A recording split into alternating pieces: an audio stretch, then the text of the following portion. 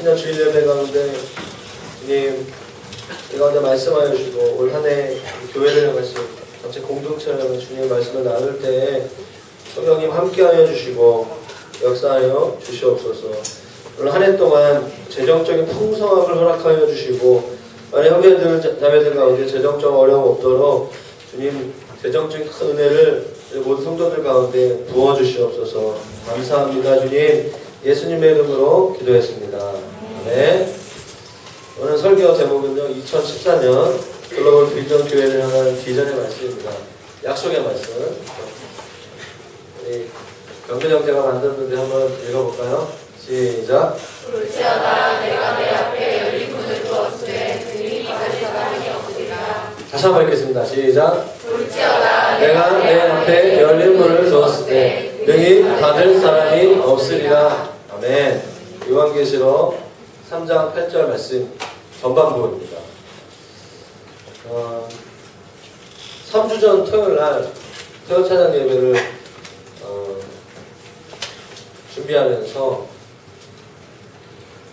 제가 그날 찬양 기도도 하고 말씀도 전하고 기도회도 하는 보니까 토요 찬양 예배 마지막이었더라고요. 이게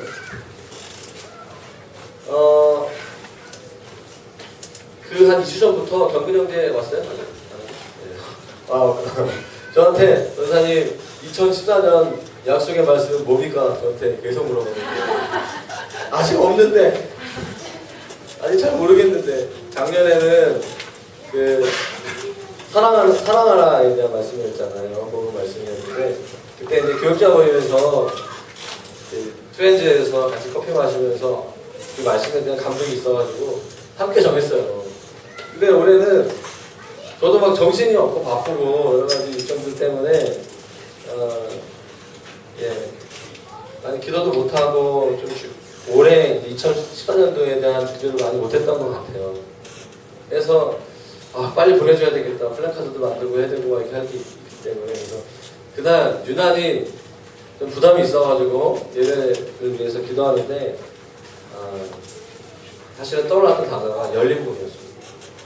그리고 계속 한 2주 동안 교회를 위해서 기도하는 하나님이 교회 공동체를 향하신 주님의 2014년 말씀 이거 정해도 되겠습니까? 주님이 계속 긍정적인 마음을 주시면서 확신을 주셨어요. 그래서 100%는 제가 보장 못합니다. 제가 어떻게 알겠습니까? 그러나 제 마음속에 하나님께서 2014년 글로벌 비전 교회 우리 청주 캠퍼스, 홍대 캠퍼스 모든 교회 공동체에 주시는 열린 문, 할렐루야, 내 앞에 열린 문을 두었을 때 닫을 사람이 없다. 귀한 말씀인 것 같아요. 창립 예배 때 하나님께서 마태복음 16장 말씀과 빌라델비아 교회를 향하신 이 말씀 주시면서 격려해 주셨는데 오늘 2014년 교회를 향한 좀 약속의 말씀, 비전의 말씀으로 저와 여러분들이 좀 받으시는 그런 첫 주일 예배가 되시기를 축원합니다.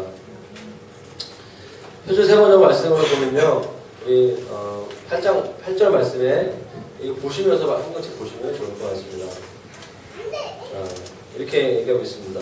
나는 내 행위를 안다. 보아라, 내가 내 앞에 문을 하나 열어두었는데 아무도 그것을 닫을 수 없다. 내가 힘은 적으나 내 말을 지키며 내 이름을 모른다고 하지 않았다. 다시 한번 읽어드릴까요? 나는 내 행위를 안다. 보아라, 내가 내 앞에 문을 하나 열어두었는데 아무도 그것을 닫을 수 없다. 내가 힘은 적으나 내 말을 지키며 내 이름을 모른다고 하지 않았다.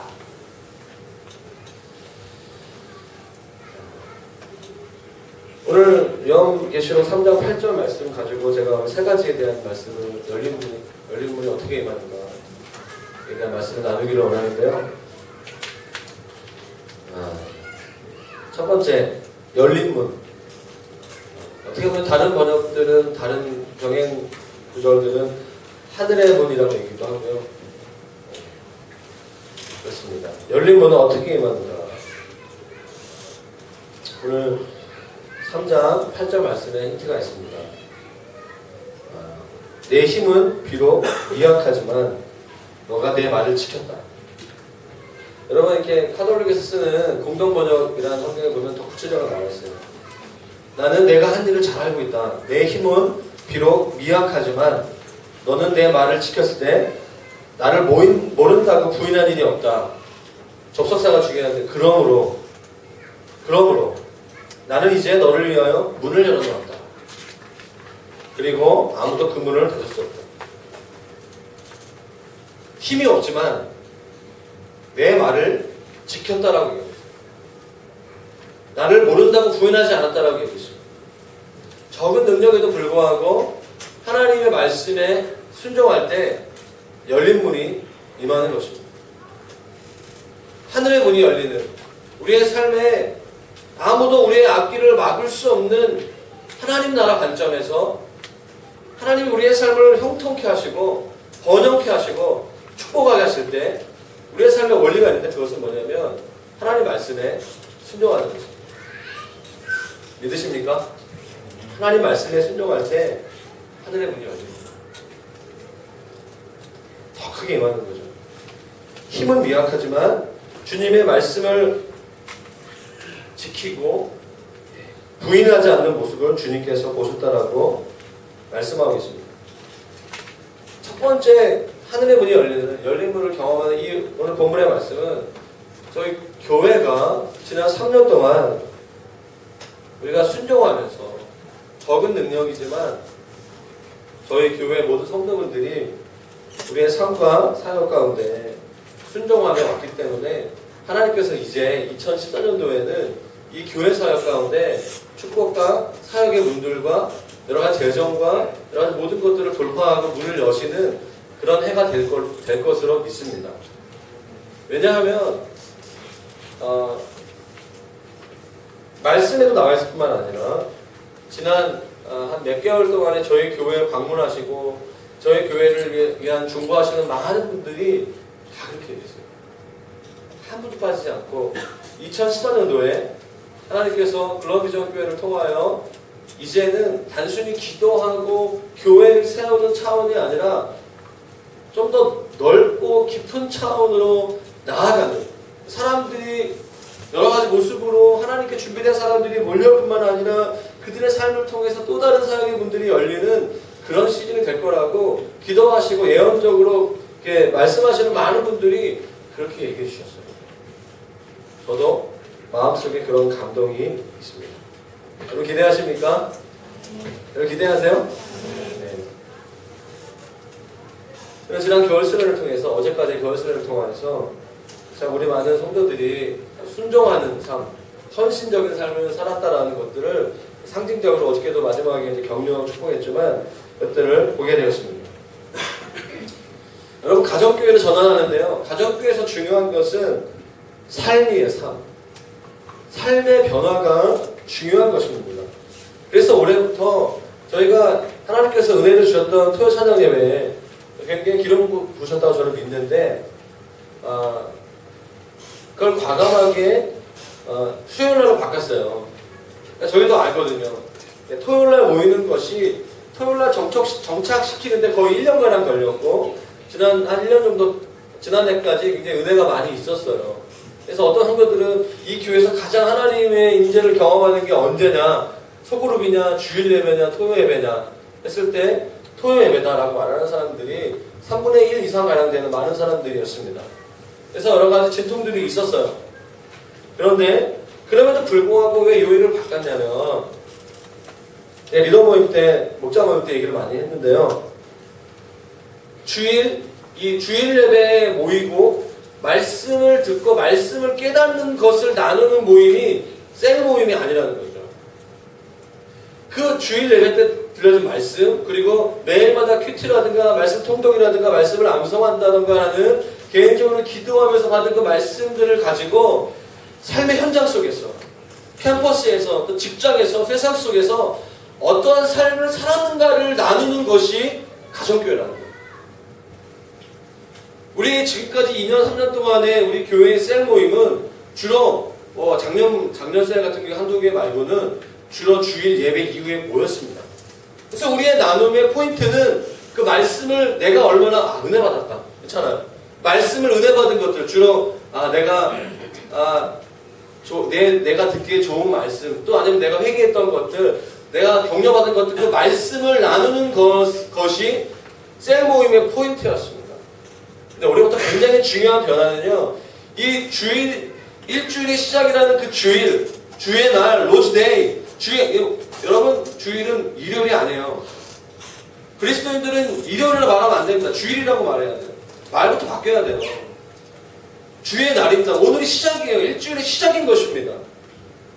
주의 날을 시작으로 해서 이 말씀을 가지고 내 삶에 어떤 삶을 살았는가, 그것을 가장 우리 교회의 작은 단위의 교회인 가정교회, 목장교회에서 그 삶을 나누는 것이에요. 여러분 이해되십니까? 굉장히 포인트가 달라요. 내가 은혜 받은 말씀을 나누는 것이 아니라 그 말씀을 가지고 내가 어떤 삶을 살았고 어떻게 순종하며 삶을 살았는가를 나누는 것이 우리 교회의 본질이라는 것입니다. 할렐루야. 그런 삶을 우리가 살 때 하늘의 문이 열립니다. 여러분, 순종은요, 삶이 변화됩니다. 정말 이 땅의 교회가 능력으로 하나님께서 원하시는 교회가 되기 위해서는 삶이 바뀌어야 돼요. 삶이 바뀌어야 돼요. 순종을 통해서. 우리가 지난 3년 동안 우리 교회가 하나 적은 능력으로 오늘 빌라델비아 교회에 했던 말씀처럼 주님의 말씀 앞에 순종을 배반하지 않고 여기까지 왔죠. 근데 2014년도에는 더 깊은 차원의 세밀한 주님의 음성을 듣고 주의 말씀을 따라가는 저와 여러분들이 되기를 바랍니다. 여러분, 가정교회에 세 축이 있어요. 세 가지 기둥이 있는데, 하나는 오늘 우리가 드리는 주일 목장 연합 예배가 있고요. 이 목장 예배를 통해서 찬양하는 가운데 말씀을 듣고 결단하죠. 주님, 내가 이 예배 가운데 하셨던 말씀, 찬양 가운데 임하신 주님의 임재, 그리고 주님 그 주일날 말씀 때 강단에 선포되는 말씀을 가지고 내가 한 주간 동안 이렇게 삶을 살겠습니다 라는 의지적 결단이 있는 거예요. 그런데 우리가 일주일 동안의 삶을 살고 뭐 금요일날, 토요일날, 또 목요일날, 금요일날 우리 목장 모임을 하게 되죠. 어떤 사람들은 감사하게도 그 결단에 따라서 삶을 살았어요. 예, 너무 감사하죠. 기쁘죠. 또 어떤 형제자매들은 그러고 싶었는데 다 그러고 싶잖아요. 그런데 그러지 못하는 거죠. 마음속에 절망이 있고 낙심된 마음이 있고 자기 자신에 대한 좌절된 마음이 있어요. 나누는 거죠. 서로 그리고 나누고 기도하고 기도받고 다시 정서적으로 회복되는 거예요. 저는 그래서 가족교회 모임 가운데 성경 공부를 나누는 것이 포인트가 아니라고 좀 믿습니다. 단지 성경을 공부하는 모임이 아니라 내 삶을 나누는 거예요. 일주일 동안 내 정서적 변화. 첫 번째, 정서적 변화. 내가 기뻤던 일, 내가 슬펐던 일, 내가 감사했던 일, 좀 어려웠던 일들을 나누는 거죠. 두 번째로, 그렇지만 내 정서가 이런 일이 있었지만 내가 어떤 하나님의 말씀을 따라서 삶을 살아왔는가, 내 삶의 적용점들을 나누는 거예요. 여러분, 그래서 가정교회가 잘 되기 위해서는 우리 모두가 정직한 얘기를 해야 되고, 그리고 말씀 앞에 서셔야 됩니다. 개인이 하나님의 말씀을 가지고 씨름하는 일들이 일주일 동안 있어야지 목장 교회가 풍성해지는 거예요. 만약 그게 없이 그냥 저는 이렇게 살았어요. 한 마디 딱 하고 남은 얘기들은 드라마 얘기하고 응답하라 얘기하고 영화 얘기하면 이거는 세상에 뭐가 다를 게 없는 거예요. 그렇죠? 여러분 모두가 하나님 말씀 앞에 씨름하고 또 감정적으로 정서적으로 주일 예배 때 결단한 것들이 힘들었던 부분들을 나누는 두 번째 목장 모임이 중요한 거죠. 또 하나 세 번째가 중요한 게 뭐냐면 삶 공부예요. 삶 공부. 이게 뭐냐면 지적인 결단이 일어나는 장소들이에요. 저희 교회는 지난 3년 동안 제가 글로벌 제자대학이라는 이름으로 복음학교도 하고 제자학교도 하고 중보기도학교, 치유학교, 사역자학교 하여튼 뭐 할 수 있는 거 다 했어요. 새가족방부터 시작해가지고 성경공부, 수양회부터 감사합니다. 여러분께서 이렇게 저를 그냥 키워주셨어요.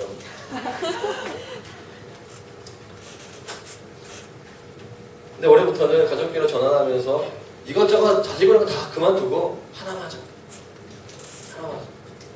생명의 삶이라는 것을 할 겁니다. 13주 동안 담임 목회자가 강의하는 거예요. 예전에 대학생 선교 사역할 때 일주일 동안 수련회가 있어요. 예수를 한 번도 모르는 친구들이 월요일부터 토요일까지 5박 6일 동안 오는 수련회예요. 사실은 쉽지 않죠. 막 엄청 꼬시죠. 야, 형제들한테 야, 예쁜 자매 있다. 예쁜 자매 있다. 이러면서 데려오게 하고 내가 수련회 대줄게. 여러 가지 모습으로 하면서 데려오는 거죠. 제가 대학생 때 그때 오면은 월요일 날은 그냥 파티예요. 파티. 아무것도 없어. 그냥 놀아. 와 재밌다. 여름에 가면은 물풍선 놀고 막와 이렇게 또 엄청 재밌게 자매들이 막 이렇게 되게 좋아하고 막 그런데 화요일 날 딱 아침에 강의가 뭐냐면 창조와 진화. 이게 뭐지? 그때부터 막 골 때리는 거죠. 창조과학회 뭐 김미영 교수님 오셔가지고 처음부터 창조론입니다. 그때부터 오후에 그 다음날 자아상, 그다음에 뭐 내적 치유, 뭐 집으로 가는 길에 뭐 이렇게 예수님이 정말 집이다 이러면서 내 마음에 그리스도의 집 시작해가지고 영화 보여주고 이쪽 원더풀 라이프 보여주고 막 인생이 뭐냐 이런 거 하면서 저녁마다 설교 2시간씩 하고 기도해주고 막 연날이 기도해주고 애들이 한 4일 때 되면 막 지겨 죽는 거예요. 10명 정도면 한두 명 집에 가죠. 그냥 몰래 가고 막 잡고 막 이런 일들이 계속 이렇게 되는 거죠. 저도 그런 제가 간사 처음 할 때 제가 진행을 담당해서 2003년도에 이거 진행을 했거든요. 24명 오는데 계속 영적 청춘이야. 이게 막 너무 힘들어. 제일 감격스러운 건 뭐냐면 마지막 날 금요일 날 저녁에 이 친구들이 자기 삶의 주인을 예수님이라 고백하는 일들이에요. 그때 애들이 바뀌더라고요. 성령님이 정말 살아계시는구나. 제가 그 진행도 해보고 디렉터도 해보고 주강사도 해봤어요. 이거 다 하면서 일주일 동안에 이게 너무 귀한 수련회다. 그런 생각 그때 했던 기억이 있습니다. 그런데 제가 가정교회를 이제 공부하고 저희 교회가 전환을 하면서 저희 교회는 대부분 설교단체 출신들이 많잖아요. 그렇죠? 빅3, 제가 항상 얘기하는 빅3 중에서 3개 단체 중에서 2개 단체가 메이저급인 IBF와 YM, 예수도전환, CCC 한 명 왔으니까 이제 올해부터 많이 올 거예요. 축구 CC 대표가 저희 형님 동생 하는 사이인데. 그래서 저는 개척하고 지난 한 달 동안 그런 제자훈련에 대한 고민들을 별로 안 했어요. 그냥 저희 교회는 선교단체에서 같이 개척했던 사람들, 같이 아는 사람들, 그래서 뭐 이렇게 기본적인 것들은 다 알아서 하겠지, 이런 생각으로 왔는데, 이제 가정교회로 바꾸면서, 이제 영혼 구원이 굉장히 중요한 가치가 되어지면서, 우리 교회 가정교회를 통해서 목장들을 통해서 새로운 사람들이 분명히 오게 될 것이고, 이들을 체계적으로 처음부터 알파벳 A부터 Z까지 가르쳐주는 그런 시간들이 반드시 있어야 되겠다는 생각이 들었고, 아니나 다를까 가정교회 세미나들, 가정교회 하는 많은 교회들이 얘기하는 게 이게 굉장히 중요한 하나의 축이라는 거예요. 그래서 제가 2월 셋째 주에 저희 아내랑 등록을 했습니다. 그래서 한 일주일 동안 화요일부터 주일 낮까지 아무것도 핸드폰도 못해요. 저희 애들도 못 데리고 가. 애들을 어떻게 될지 고민되는데 어쨌든 등록을 했어요. 가정교회로 전화를 했으니까 마지막 세미나. 저는 이제 세미나 안 갈 거예요. 이제 제가 마지막 종집으로 할 걸 선포합니다. 그래서 거기서 배울 거예요. 생명에서. 제가 3월달 첫째 주부터 수요 예배 때 생명에서 한 강의를 13주 동안 하려고 합니다. 올 3월부터 5월 마지막 주까지 딱. 그리고 9월 첫째 주부터 11월 마지막 주까지 해서 제가 수요일 날은 무슨 일이 있어도 제가 감기에 몸살 걸려서 정말 중환자실에 갔다 하실 그때 잠깐 퇴원해가지고 나와서 강의를 하니까 제가 그 시간에는 정말 생명을 전하는 일을 하려고 합니다. 여러분들은 보내시면 돼요. 제가 책임지겠습니다. 제가 그때 캠퍼스 때 간사했을 때 그 일주일 동안에 그 태신자들과 함께 일주일 동안 즐거움했던 그 열정, 그 마음으로 제가 알 수 있는 모든 것들을 기초적인 이 코스를 마치면 사람이 바뀌더라. 이 사람은 예수를 인정하고 예수의 사람이 되더라라는 것들을 제가 지금부터 2달 동안 준비해가지고 제가 그걸 한번 해보겠습니다. 함께 해주시기 부탁드립니다. 그래서 목자와 예비 목자들은 함께 하기로 했습니다. 그래서 앞으로 1월달, 2월달, 3월달 초까지 이 부분들에 대해서 여러분 가정교회에서 VIP를 작성하고 그들과 함께 여러분 혹시 그 중에 교회에 등록하거나 아직 2013년 하반기에 오는 분들 중에서 아직 복음에 대해서 정리가 안 된 분들이 있다면 보내주세요. 제가 오늘 목자 모임 때 해드릴 이야기를 지금 잠깐 했어요. 지금. 중요하기 때문에 얘기를 하는 거죠. 예. 괜찮죠? 내가 오늘 2014년 우리 글로비전교회 새해 굉장히 중요한 변화 중에 굉장히 큰 축입니다. 그래서 3월달 그리고 9월달 두 번에 걸쳐서 생명의 삶을 하려고 합니다. 지적인 결단들이 일어나는 그런 시간들이죠. 그리고 우리 오늘부터 새가족반이 운영이 됩니다. 4주 동안이 운영되는데요. 3주 동안은 윤석열 전사님께서 인도해 주시고 주일 예배 끝나자마자 그리고 한 주는 제가 이렇게 해서 4주 동안 이 새가족반을 마친 사람이 마쳐야지만 저희 교회 신자가 되는, 등록교인이 되는 거예요. 감사하게도 시덤년까지 등록교인이 되는 분들은 괜찮습니다. 그래서 올해부터 그렇게 아시고 여러분들이 VIP를 작성하고 새가족반을 마치고 그리고 생명의 삶 그리고 또 하나 생각하고 있는 게 있는데 새가족 수양회가 있습니다. 이런 성령 체험 수양회예요. 그래서 주일이 5주차가 있는 주일이 있어요. 3월달, 6월달, 9월달, 11월달인가 있거든요. 그래서 마지막 주 5주차가 될 때 토요일 주일날 홍대 캠퍼스랑 연합으로 해서 새가족반 수양회를 주말 위크엔드 수련회를 해가지고 성령체험 수양회로 새가족반 수양회로 하려고 합니다. 그래서 첫 번째 성령체험 수양회는 3월 마지막 주 토 일주일. 제가 그래서 토요일날 점심 먹고 들어와서 주일날 낮까지 점심 먹을 때까지 제가 오전 예배를 주일 예배를 거기서 드리고 함께 이렇게 다른 교육자분들이 와서 주일 설교하시고 그렇게 캠프를 준비하려고 합니다. 무슨 광고하는 시간 같은데 저는 이 모든 과정들을 통하여서 이 가정교회로 전환하는 올 한 해 동안에 하나님이 우리 교회를 향하신 그 부르심 앞에 우리가 순종할 때 정말 하늘의 문을 여시는 영혼을 구원하는 그 기쁨과 그 추수의 영광을 저희 교회가 경험하게 되기를 바랍니다. 두 번째로 하늘의 문이 열리기 위해서는 요한계시록 4장 1절 말씀 같이 한번 읽어보도록 하겠습니다. 요한계시록 4장 1절 말씀 같이 읽도록 하겠습니다. 시작.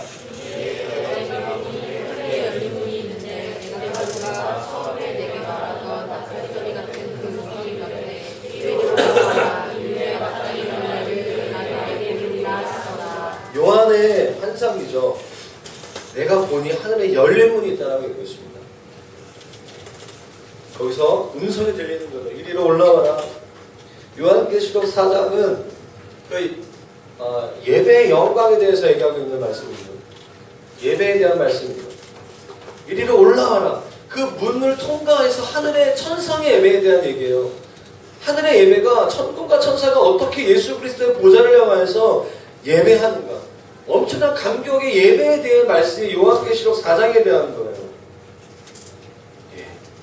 이 말씀에서는 거침없이 하늘로 올라갈 수 있게 하는 열린 문을 언급하고 있습니다. 성경에 여러 인물들이 나오는데 그 인물들 중에서 열린 문을 통과해서 영적 세계, 영계라고 표현을 많이 하는데요. 하늘을 실제적으로 경험한 사람들의 이야기들이 많이 나와요. 누가 있냐면 스데반이 있고 에스겔이 있고 베드로도 있고 예수님도 그러셨어요. 에스겔에서 1장 1절 말씀을 보면 이렇게 얘기하고 있습니다. 서른째 해 첫째 달 초닷새에 내가 에스겔이 얘기하는 거예요. 내가 그발 강가 사로잡힌 자 중에서 있을 때 하늘이 열리며 하나님의 모습이 내게 보이니 하늘이 열린다는 표현을 써요. 하늘이 열리면서 하나님의 모습이 나에게 보였다라고 표현하고 있습니다. 에스겔이 하늘의 문이 열리는 것을 보았다라는 것이죠. 스데반이 있어요. 스데반이 순교할 때 마지막 이렇게 사람들이 돌로 막 치죠. 막 설교하는데 사람들이 강팍한 바리새인들과 서기관들이 돌로 치죠. 사도행전 7장 56절 말씀에 이렇게 얘기하고 있습니다. 말하되 보라 하늘이 열리고 인자가 하나님 우편에 서신 것을 보노라. 하늘이 열리고 그 문이 열리는데 인자 예수님께서 하나님 우편 보좌 안에 서 계신 것을 스데반이 본 거예요. 하늘의 문이 열리면 하나님을 보는 것이에요. 할렐루야. 에스겔도 보았고 스데반도 보았어요. 또 볼까요? 베드로 사도행전 10장 11절 말씀. 사도행전 10장은 고넬료에 대한 말씀이에요. 베드로는 유대적인 사고방식이 있던 사람이죠. 복음이 유대인에게만 필요하다는 말씀이 생각 가운데 있었는데 사도행전 10장을 통해서 그의 가지고 있던 편견과 선입견이 깨어지는 장면이 사도행전 10장의 말씀입니다. 편견이 어떻게 깨지는가? 복음은 유대인뿐만 아니라 이방인에게도 필요하다는 것을 그가 깨닫게 되죠. 10장 11절 말씀. 하늘이 열리며 한 그릇이 내려오는 것을 보니 큰 보장이 같고 내 귀를 메어 땅에 들이었더라. 하늘이 열리고 어떤 환상이 임하는 거예요. 베드로가 가지고 있었던 복음에 대한 선교에 대한 패러다임이 바뀌게 되는 장면이죠. 하늘이 열릴 때 가능한 거예요. 저와 여러분들 가운데 하나님에 대한 하나님 나라에 대한 생각과 관점이 바뀌는 것은 하늘이 열릴 때에만 가능하다는 것입니다. 할렐루야. 저와 여러분들 삶 가운데 2014년도에 하늘의 문이 열리기를 축원합니다. 열려야 돼요. 예수님께서도 세례를 받으실 때 하늘이 열린 것을 보셨어요. 누가복음 3장 21절 말씀에 백성이 세례를 받을 때 예수도 세례를 받으시고 기도하실 때 세례를 받으시고 기도하시는데 하늘이 열리며 성령이 비둘기 같은 형체로 그의 위에 강림하셨습니다. 성령님을 상징할 때 비둘기라는 표현을 많이 쓰거든요. 예수 영화 같은 거 비둘기가 많아요. 비둘기처럼 비둘기란 모습이 아니라 비둘기와 같은 그런 이렇게 자유롭고 그런 모습으로 성령의 임재가 있는 것들을 사람들이 볼 정도로 확연하게 세례를 받기 전과 이후에 차이가 있다는 것이죠. 성령이 비둘기같이 임한 것들을 사람들이 특별히 누가복음의 저자 누가가 어떻게 보았을까? 하늘의 문이 열린 거예요. 하늘의 문이 열렸기 때문에 성령님이 그의 삶 가운데 임하는 것을 보게 된 것이죠. 할렐루야. 우리의 삶에 성령 충만한 삶을 살기 위해서는 하늘의 문이 열려야 돼요. 여러분, 이 모든 말씀 중에서 하늘이 열리는 것을 표현하기 위해서 사용된 그 단어를 오늘날에 우리가 사용하는 그 현재의 말로 하늘의 문이 열린다는 표현을 좀 우리가 이해하기 쉬운 표현으로 얘기한다면 이런 표현이에요. 찢어버린다. 하늘의 문이 열린다는 것은 하늘의 문이 찢어진 거예요. 그런 표현이에요. 잘라버린다.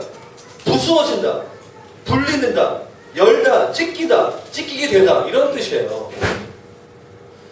하늘에 문이 있는데 어떤 중압감에 의해서 이렇게 만약에 문이 이렇게 제가 상상을 해봤어요. 말씀을 준비하면서 하늘이 예를 들어 하늘이 이렇게 있고요. 보통 문은 이렇게 우리가 지구에 있으니까 중력 그 법칙에 의해서 문이 보통 이 문을 이렇게 우리가 걸어가잖아요. 근데 땅이 여기 있고 하늘에 위에 있잖아요. 하늘의 문은 아마 이게 지평선 같은 개념으로 문이 열려서 이렇게 위에 내려오겠다는 생각이 들었어요. 이게 무슨 말인지 되세요? 어떤 무거운 힘이 그 하늘로부터 하나님 보호자로부터 예수 그리스도의 그 무거운 힘이 막 짓누르는 거죠. 그 문이 있는데 도저히 그 무게와 그 힘을 버티다가 문이 찢어지는 거예요. 문이 열리는 거죠. 할렐루야. 전 이거 생각해봤어요. 조금만 더. 와, 저 이거 생각하면서 너무 은혜가 됐는데. 여러분 은혜가 안 되세요? 마태복음 15장 38절 말씀에 이런 단어를 씁니다. 성소 휘장이 위로부터 아래까지 찢어져. 예수께서 십자가를 죽으실 때 성소에 성소와 지성소를 가르는 그 휘장이, 그 커튼이 확 찢어지는 거예요. 이게 뭐죠? 예수 그리스도를 믿는 자마다 이제 예수 그리스도를 통하여서 대제사장만 1년에 한 번씩 지성소에 들어가는 그게 아니라 성령님에 의해서 예수 그리스도를 믿는 자마다 주님의 보호자 앞으로 나아갈 수 있는 것입니다. 할렐루야. 휘장이 찢어진 거예요. 찢어진 것 같은 표현이 하늘이 열린다는 표현이에요. 하늘이 찢어지는 거예요. 두 번째, 오늘 하늘의 문이 열리는 것들에 대해 얘기하는 거예요. 지금. 그게 무엇일까? 성경에 기록하고 있어요.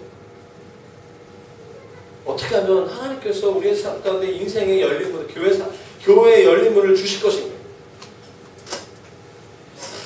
여러분 오늘 요한계시록 3장 7절 8절 말씀과 비슷한 병행이 되는 말씀이 요한계시록은 성경의 끝이잖아요. 성경에 처음에도 기록되어 있어요. 창세기 28장 말씀에 야곱에 대해서 처음과 끝에 기록되고 있어요. 찾아볼까요 한번? 창세기 28장 말씀 야곱에 대한 말씀. 창세기 28장 12절 말씀.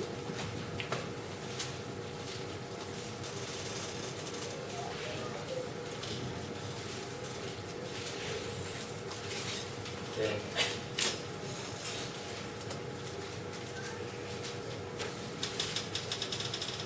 창세기 28장 12절 말씀 같이 읽겠습니다. 시작. 꿈의 본즉 땅 위에 서 있는데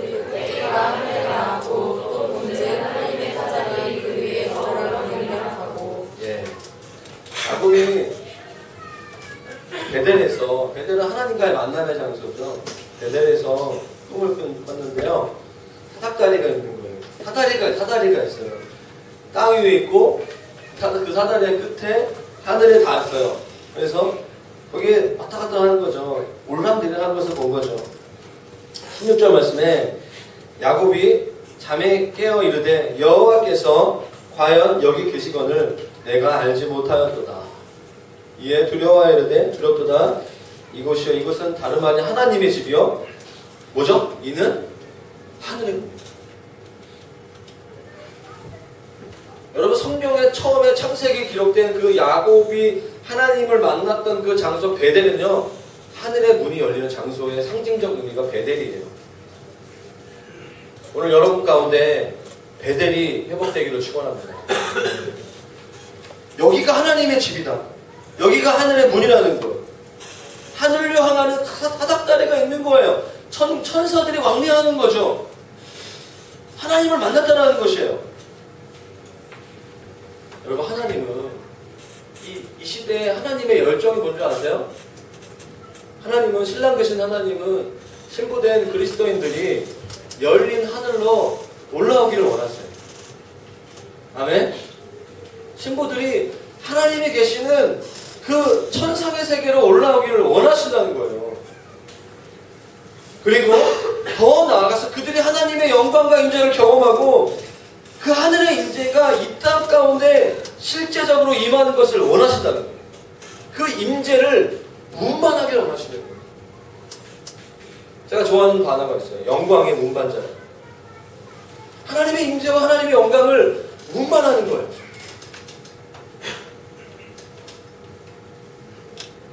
우리 주님은 우리가 하나님을 있는 모습 그대로 볼 수 있게 되길 원하신다는 거예요. 우리가 말씀을 통해서 하나님을 우리가 문자적으로 하나님 만날 뿐만 아니라 그 문자 안에 있는 영 대신 하나님을 만나는 거죠. 요한복음 4장에 쓰는 말씀은 뭐죠? 하나님은 영이신 예배하는 자가 영과 진리로 만나는 거예요. 하나님을 만나는 영역에는 단순히 진리를 연구하는 영역뿐만 아니라 영적인 부분들이 반드시 있다는 거예요. 할렐루야. 여러분들 영이 열리기 축원해요. 영이 열려야 돼요. 영이 민감해져야 돼요. 영적으로 지적으로는 굉장히 탁월한데 영적으로 둔감한 사람들이 있어요. 오늘 올해는 영적으로도 열리기를 축원합니다. 하나님의 영의 세계에 임재감 들어가셔야 돼요. 성경에 나와있죠. 하나님 더 원하시는 게 뭔지 아세요? 그 하나님의 그 임재하심의 그 실제. 여러분 전도가 왜 어렵죠? 전도하다가 사람들에게 하나님이 살아계신가 나에게 보여주고 내가 믿겠다. 지금 많은 교회들이 많은 그리스도들이 그렇게 사는 걸 보니까 하나님 살아계시지 않는 것 같아요. 이 땅에 많은 사람들이 예수님을 별로 싫어하지 않아요. 교회는 별로 안 좋아해요. 여러분 그런 사람들에게 가장 중요한 것은 무엇이냐면 예수님의 임재의 실제를 보여주는 거예요. 동의하십니까? 무슬림들에게는 기독교 변증으로 통하는 사람들이 아니에요. 이 사람들은 이슬람 신학자들은 꾸란을 다 암송합니다. 이슬람 그 신자들은 태어날 때부터 이슬람 어떤 그런 그 문화와 어떤 라이프 스타일 자체가 이슬람 문화권 안에 있기 때문에 단순히 성경 말씀을 가지고 싸우고 논리적으로 이것이 맞다 틀리다라고 해서 그들이 회심하는 게 아니라는 거예요. 그래서 어려운 거죠. 마지막 남아있는 장벽들 무슬림들이 굉장히 어려운 거예요. 하나님이 택하시는 방법 중에 하나가 뭐냐면 그들을 영으로 만나는 거예요. 그들의 이성을 뛰어넘는 영역 가운데 내가 예수다라고 꿈에 나타나는 거예요. 할렐루야. 그 일이 이슬람 선교의 첫 번째 가장 많은 추수를 일으키는 그 사역이 하나님이 하시는 거예요. 선교단체마다 가장 중요한 그 포커스가 뭐냐면 선교의 주인이 하나님이시라는 거예요. 선교사가 아니라는 거예요. 교회가 아니라는 거죠. 하나님이 하시다. 지금은 우리는 그런 시대에 살고 있습니다. 워낙 안 되니까. 워낙 사람들이 강팍하니까. 한국 사람만 강팍한 게 아니에요. 이슬람도 강팍하죠. 베일이라는 표현을 쓰잖아요. 어떤 그 베일이 가려져 있는 거예요. 50% 이상이 주님께 돌아올 때 꿈과 환상을 통해서 우리가 봤을 때 저 무슨 영화 같은 일, 드라마 같은 일들로 그들이 회심하고 그들의 전 삶을 이슬람권에서 예수를 믿고 믿는다는 것은 우리랑 다릅니다. 순교한 각오를 믿고 각오를 가지고 믿는 거죠. 진짜라는 얘기예요. 거기에 가정교회 지도자들은 진짜예요. 실제로 죽습니다. 오빠한테 맞아 죽을 수도 있어요. 제가 이집트 가니까 그런 얘기 많이 들었거든요. 여러분 단순히 꿈과 환상 한 번 경험했기 때문에 그들이 그런 순교와 고난의 길을 가는 게 아니라는 거죠. 실제예요, 실제. 이게 뭐죠? 주님이 원하시는 게 뭐죠? 왜 열린 문을 우리에게 주기 원하실까? 하나님은 실제라는 것입니다. 할렐루야. 여러분들의 캠퍼스, 여러분들 직장에 가서 내가 믿는 하나님이 살아계시다는 것을 내 삶으로 보여주는 거예요. 그게 열린 문인 것입니다. 우리는 그런 갈망이 있어야 돼요. 저는 그런 기대감이 있습니다. 성도들 가운데 저는 그래서 다음 주부터 제가 그냥 오늘 그냥 감정에 대해서 토크하는 게 아니라 제가 계획된 멘트인데요. 다음 주부터 주일 예배 때 우리 교회 간증이 있어야 돼요. 되게 부담되지. 미치겠어. 한 주간 동안에 내가 어떤 삶을 살았는가 그거에 대한 간증을 저희 모든 성도들이 했으면 좋겠어요. 일주일에 한 명씩.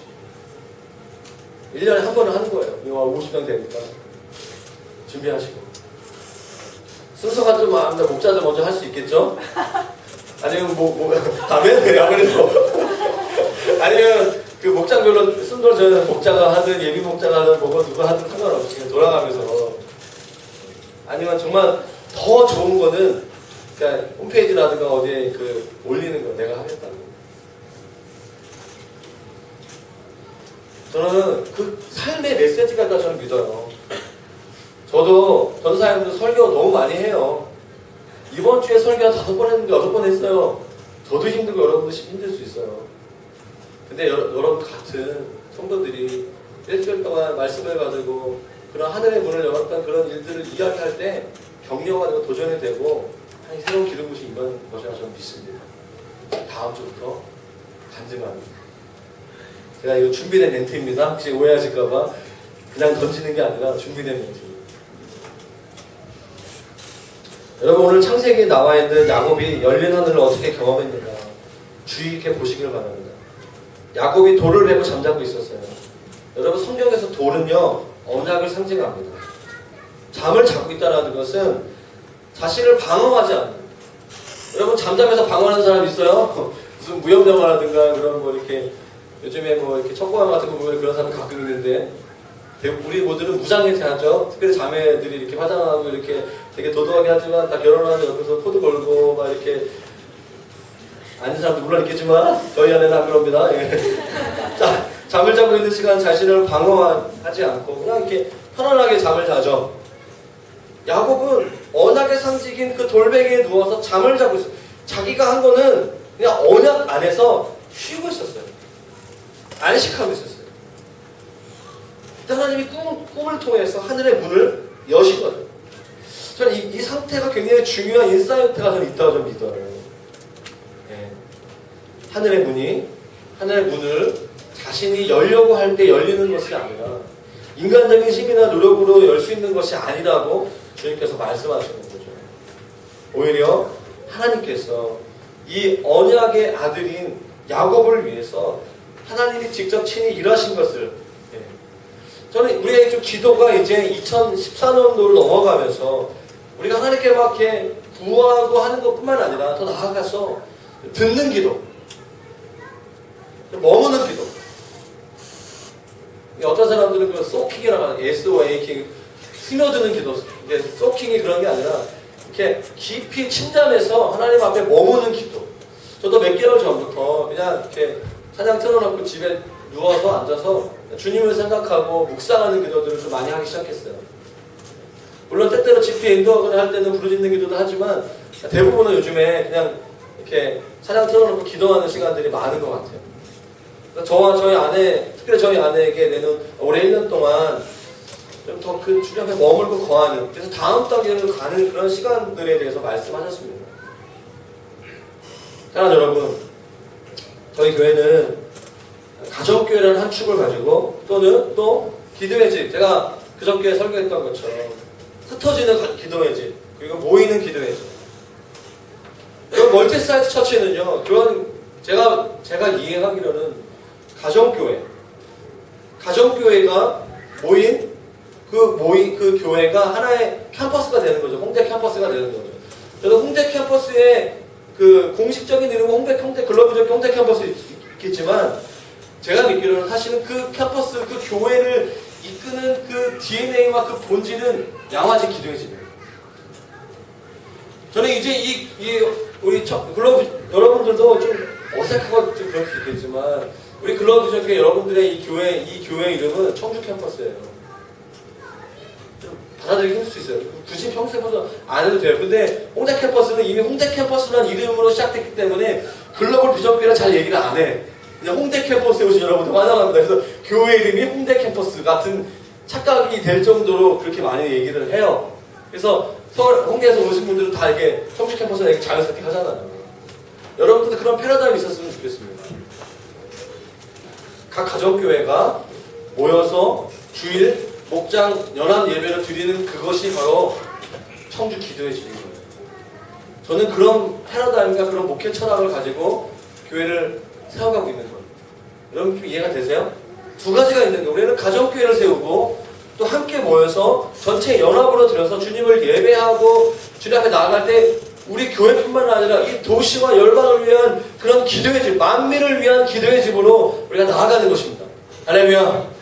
우리가 개인적으로 골방에서 기도할 뿐만 아니라 함께 모여서 한 장소 센터에 모여서 이 원티골, 지금까지는 원티골에서 기도했다면 앞으로는 우리 기도의 집에서 기도하는 일들이 일어나기를 바랍니다. 그럼 앞으로 또 다른 사이트, 또 다른 캠퍼스가 세워진다. 예를 들어 송도, 인천 캠퍼스. 그럼 거기에는 인천 글로벌적인 인천 캠퍼스뿐만 아니라 송도 기도의 집이 세워지는 거예요. 그 기도의 집이라는 그 베이스로 모이는 것이죠. 왜냐, 내 집은 만민이 기도하는 집이거든요. 여러분 이런 패러다임을 가지고 이 교회를 함께 세워가시기를 축원합니다. 아멘. 기도와 열린 문은 연관성이 너무 많아요. 이 얘기를 너무 이렇게 예전에 많이 했기 때문에, 그래서 기도의 집, 그 열린 문의 두 번째 그래서 정리하면 포인트는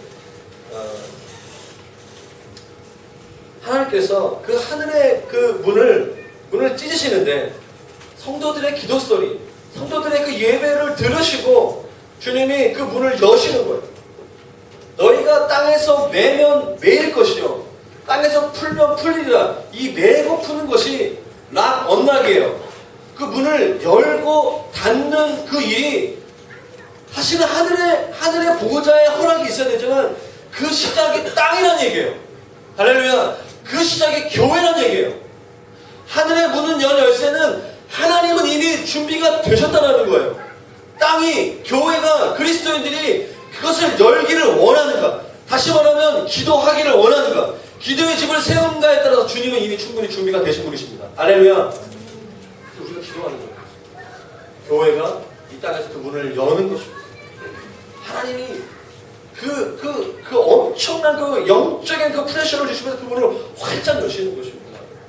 지금 하나님께서 수많은 교회들이 무슬림을 위해서 기도하더니 사람들이 지금까지 1400년 동안 없었던 그런 엄청난 추수가 부흥들이 꿈과 이하고 항상 여러 가지 것들을 통해서 하나님이 직접 하시는 그 일들을 통해서 일어나고 있는 거예요. 지금 북한도 그런 일이 얼마 안 남았어요. 한국 교회도, 우리 청주도, 여러분들의 직장도, 여러분들의 캠퍼스도 그 일이 일어날 것이라 저는 믿습니다. 아멘? 우리가 기도의 그 분량을 채우는 것입니다. 하나님이 그것을 듣고 그 기도에 응답하시는 거예요. 그 분량이 차면 하늘의 문이 열리고 하늘의 영광이 이 땅에 임하는 것이죠. 그게 바로 부흥인 것입니다. 영적 각성입니다. 마지막으로 이 얘기 하나 마치겠는데요.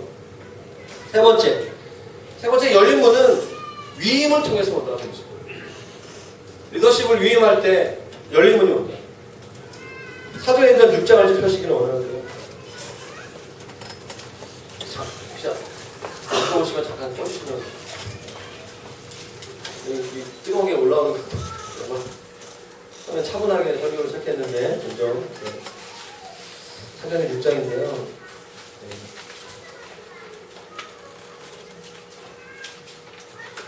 사실 저는 이 말씀은 이 부분들의 준비를 안 했었는데, 굉장히 이거 수련을 하면서 감정이 됐던 말씀. 한번 1절부터 6절까지 같이 읽도록 하겠습니다. 시작. 그때 제자가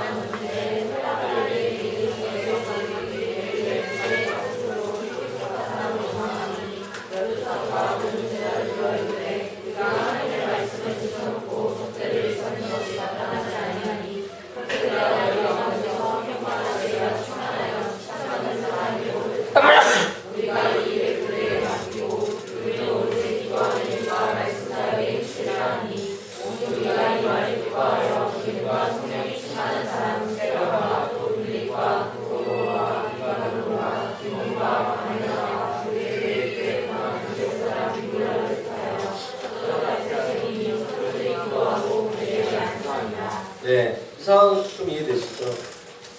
제자가 되게 많아진 거예요. 그러니까 예루살렘 교회 성도가 2만 명이 넘어가면서 12명의 사도들이 그 모든 성도들을 복양하고 감당하는 너무 큰 사역이 된 거죠. 그래서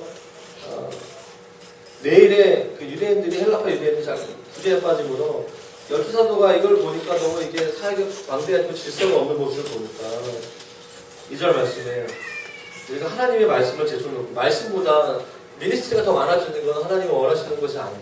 그래서 3절 말씀에 성령과 지혜가 충만하고 공동체 사람들로부터 인정받는 사람 7명을 택해서 그들에게 그 일을 맡기자고. 그래서 우리는 원래 사도들의 제자들의 본연적인 임무인 하나님 말씀을 나누고 교회가 성도들을 위해서 기도하는 그 일에 전념하겠다. 그게 공동체 전적 전반적인 분위기에 동의가 된 거죠. 그래서 5절 말씀에 온 무리가 이번에 기뻐한 거죠. 드디어 동의됐다. 과거에 출애굽 시대에 이드로가 모세가 막 200만 사람들 혼자 목회할 단독 목회 200명도 전 세계 가장 큰 교회 200만 명을 단독 목회하는 거예요. 리더는 모세밖에 없어요. 대단한 사람이죠. 이드로가 50부장, 100부장을 짜라 이렇게 해서 정리된 것처럼 마치 초대교회에도 그런 일이 일어난 거죠. 그래서 누구죠? 믿음과 성령이 충만한 사람 스데반, 그리고 빌립, 우리가 아는 사람 스데반, 그 다음에 빌립이에요. 그리고 브로노게 7명 사람들이 딱 나오고, 그리고 사도들이 기도하고 안수해서 7명이 사역을 주도하는 것들이 초대교회의 사도행전 교회에 나와 있는 예루살렘 교회에 해당되는 내용이에요. 오늘 그 집사들의 이야기가 사도행전 6장, 7장, 8장에 나오는 거죠. 6장과 7장에 해당되는 내용이 그 첫 번째 그 집사 중에서 가장 8절 말씀에 은혜와 권능이 충만하고 능력과 기사가 있는 그 스데반이라는 사람이 집사의 이야기가 6장, 7장에 나오는 거죠. 예. 근데 아까 제가 읽었듯이 7장 후반부에 보면요. 6절에 말하되 보라 하늘이 열리고 인자가 하나님의 우편에 서신 것을 본 거예요. 스데반이 그 7 집사 중에 가장 탑 리더십을 감당했던 스데반이 열린 문을 경험한 거예요. 순교할 때 순교를 돌파할 수 있는, 순교하는 가운데서도 자신의 생명을 다하는 가운데서도 하나님의 영광 가운데 사로잡히면서 하나님의 영광을 전했던 그 일, 하늘이 열리면서 하나님을 본 거예요. 저는 말씀 이걸 준비하면서 저는 특별히 교회에게 하시는 말씀이라는 생각이 들었습니다. 오늘날의 목회자들은 너무 바쁘고 힘겨운 사역을 감당하고 있어요. 이렇게 저도 캠퍼스 사역할 때는 목사님들이 도대체 뭐 하는 분들인가. 그래가지고 일주일에 설교하는, 하고 6일 동안 자, 망고땡 놀고 막 이렇게 하는 줄 알았어요. 근데 저는 목회하면서 제가 또 에너지도 많은 편이고 목회도 뭐 없는 걸 만들어가는 스타일이기 때문에 그런 것도 있겠지만 이게 되게 사역이 많더라고요. 안 하면 편하게 할 수 있는 게 목회이기도 하지만 만들면 한도 끝도 없는 게 목회다 생각이 들 정도로 일이 많아요.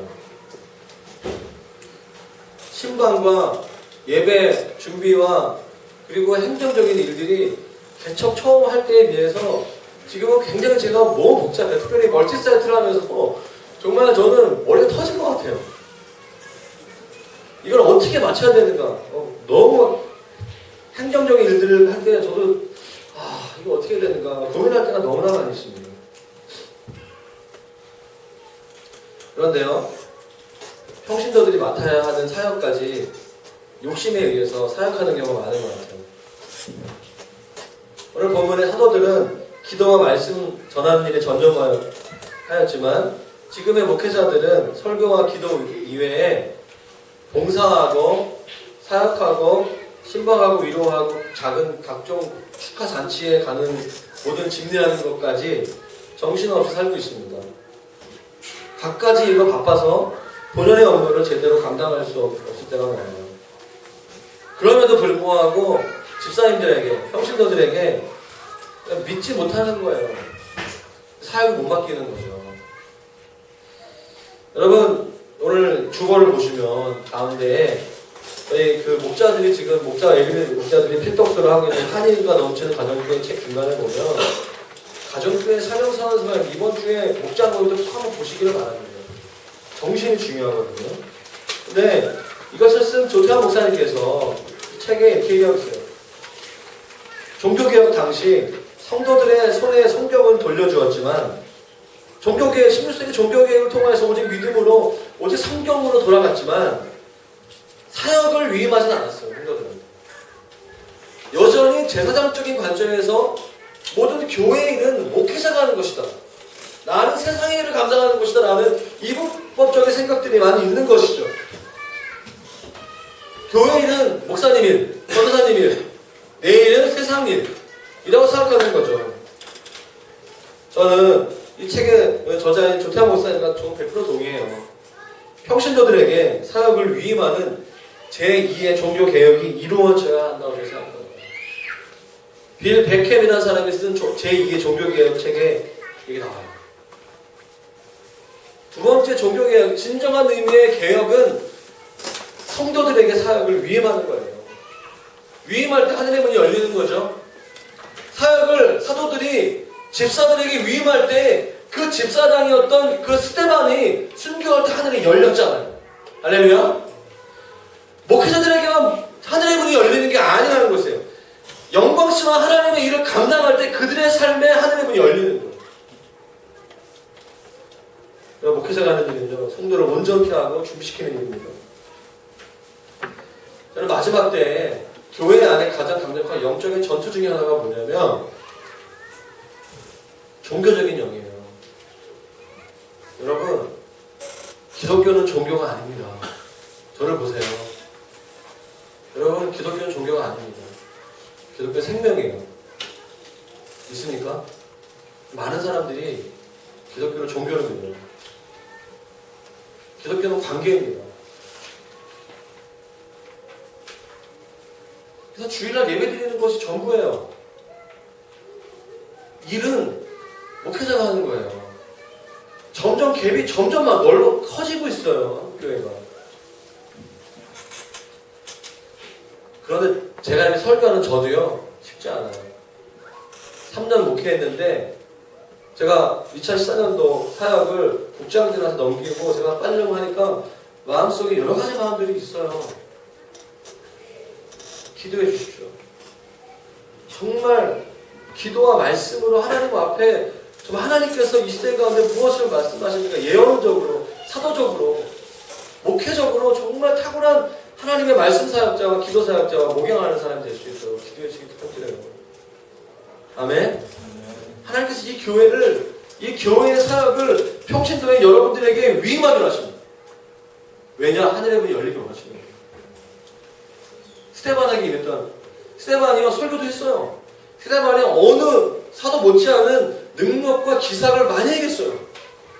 엄청난 사람이었습니다. 순교자였어요. 사도적 반열에 올라가는 사람이었습니다. 이것은 계급이 아니에요. 하나님께서 주신 부르심인 것입니다. 아니 이제 글로벌 비전교회가 2014년으로 넘어가면서 이제 더 강력한 열린 문, 열린 하늘을 경험하기 하나님께서 원하시는데 그것은 신약성경의 원리대로 목회자와 성도들의 사역이 분리되는 거예요. 분단되는 것입니다. 이것은 참 우리가 많이 기도가 필요해요. 우리는 사회적으로 봤을 때 나이도 젊고 경험도 없고 그래서 다른 교회에 비해서 중직들을 나이에 비한 중직들을 많이 감당하고 있습니다. 그렇기 때문에 교회 서로서로를 위한 기도와 격려와 어떤 헌신이 너무나 많이 필요하죠. 기도가 없으면 쓰러질 수 있어요. 제가 봤을 때. 그래서 많은 교회들은 평신도에게 사역을 맡기지 않고 직분만 주는 거예요. 사역은 안 하고 포지션만 주는 거예요. 허수아비인 거예요. 자기가 그 일을 맡았는데 실제로는 집사이고 장로인데 실제로는 안 하는 거죠. 그냥 이렇게 이름만 이렇게 하는 거죠. 한국 사람들은 명예라든가 그걸 중요하게 여기기 때문에 저는 정말 우리 교회가 직분, 국장, 목자 직분만 주는 게 아니라 앞으로 집사도 세울 것이고 안수집사 장로를 나올 수 있는데요. 직분이 중요한 게 아니라 그가 진짜 거기에 걸맞는 사역을 하는 거예요. 저는 그런 모습까지 가야 된다고 저는 믿습니다.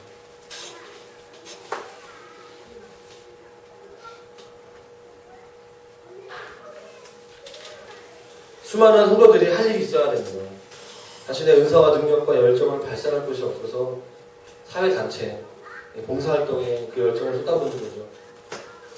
교회가 할 수 있는 사역이 너무 많거든요. 이제 구제활, 올해 이제 분위기를 보니까 구제사역과 선교사역 이제 자발적으로 하는 움직임들이 많이 너무 저는 기대가 돼요. 교회가 해야죠. 천주교가 그거 하잖아요. 천주교 다 모아가지고 천주교 이름을 하잖아요. 성당 이름을 하잖아요. 그 사람들이 카톨릭은 구제 많아요. 사실 그렇지 않아요. 교회가 더 많이 하거든요.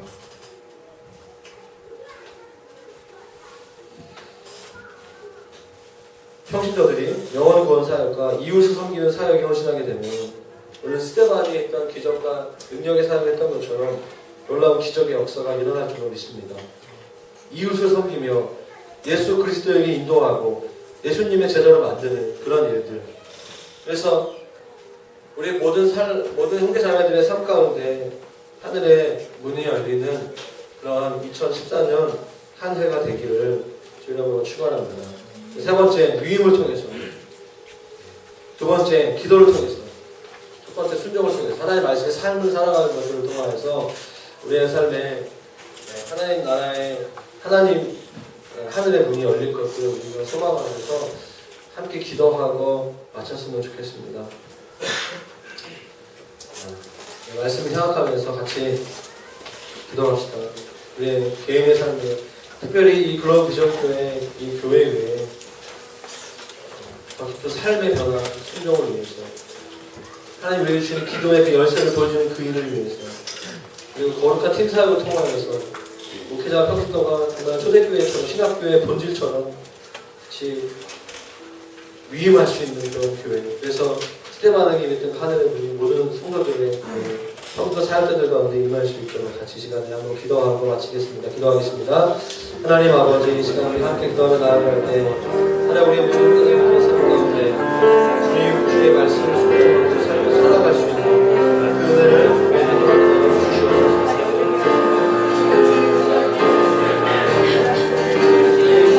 하나님의 사시는 것을 하나님을